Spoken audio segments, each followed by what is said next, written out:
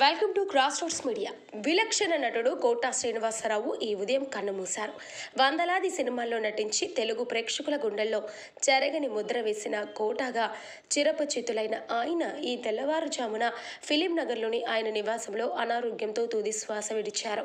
ఆయన వయసు 83 సంవత్సరాలు. కోటా శ్రీనివాసరావు 1942 జూలై 10న కృష్ణా జిల్లా కంకిపాడులో జన్మించారు.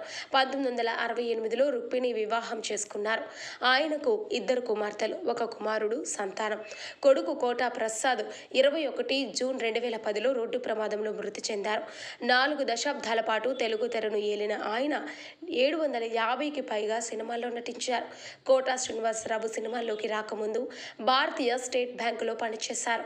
తన నటనతో విలనిజానికి కొత్త భాష్యం చెప్పిన ఆయన రంగస్థల నటుడిగా ఎన్నో ఏళ్ల పాటు అలరించారు. ప్రాణం ఖరీదు సినిమాతో తెలుగు తెరకు పరిచయమయ్యారు. కెరియర్ తొరినాళ్లలో సహాయ నటుడిగా విలన్గా నటించారు. బాలీవుడ్ అగ్ర హీరోలు సూపర్ స్టార్ కృష్ణ, చిరంజీవి, నాగార్జున, బాలకృష్ణ, వెంకటేష్, మహేష్ బాబు, పవన్ కళ్యాణ్, సాయిధరం తేజు వంటి పాత కొత్త తరం నటులతో కలిసి నటించారు. ప్రతిఘటన సినిమాతో ఆయన పేరు తెలుగు చిత్ర పరిశ్రమలో మారుమోగిపోయింది. ఆహనా పెళ్ళంట సినిమా ఆయనలోని మరో నటుడిని వెలికి తీసింది. అందులో ఆయన నటించిన పిసినారి పాత్ర నా భూతో నా భవిష్యత్.